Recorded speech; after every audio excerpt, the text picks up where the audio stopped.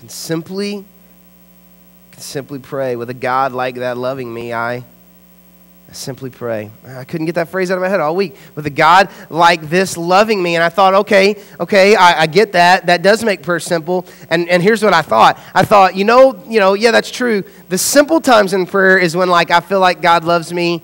But in those times where it's like I feel like maybe there's sin in my heart, or in those times where I feel like I've made mistakes, you know how we are as human beings. We think, well, I've messed up, so God doesn't love me, because we can't get over the fact that it's not about us and what we do. But God loves us, and I thought, well, yeah, that's true. It is simple to pray when I just know and feel that God loves me. And I thought, but what about those times when it's not right, when the heart's not right, when it doesn't feel right, when it's not settled right, when there's like, what about those times? I begin to think about the stories in the Bible. Guys like Moses, a murdering stutterer who was a leader who had murderous thoughts about the people who were following him. God, can you just kill him? Just kill him.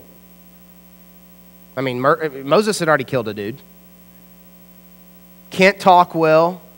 Really gets credit for something God did, sending frogs and blood and death into a place, and gets the people out, and he doesn't even get to his intended goal. I mean, it all goes wrong for Moses, the murdering stutterer, bad leader. But time and time again, we see God saying to Moses, come on up on the mountain. I want you to come up on the mountain. I'm not going to come down there to the people. I want you to come up here on the mountain with me. We find Moses up on the mountain, the murdering stutterer, saying to God, I want to see your glory. And God's like, well, I can't show you that, but I'll show you the backside. And he kind of covers his eyes and then moves. And the murdering stutterer, he's up on the mountain with God. Elijah, manic depressive, right? You ever read the stories?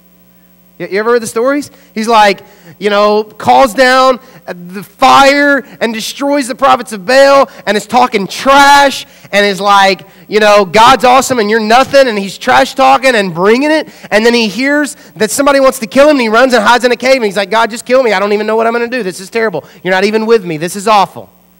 He's like bipolar prophet. He's back and forth and back and forth. Manic depressive. Go read the stories. Up here, down here. Up here, down here. Up here, down here. 1 Kings tells us that we find Elijah hiding in a cave. And God sends a wind and a gentle whisper. And we find Elijah falling down on his face as God gently speaks to him. The manic depressive. What about David? Right? I mean, David is the adultering, murderer, schizophrenic. Right? He's like, God, how wonderful you are. I cannot get away from you. And then the next verse, he's like, but where are you, God? He has sex with a woman who's not his wife, gets her pregnant, tries to cover it up, kills her husband. Spends the early part of his life running from a king who's trying to kill him, hiding in caves, which is where we get a lot of Psalms. And God says, there is a man after my own heart. An adultering, murderer, schizophrenic. It's not about me feeling like God loves me, or in those moments feeling like there's barriers. It's the fact that God loves me. And with a God like that loving me, I can pray simply.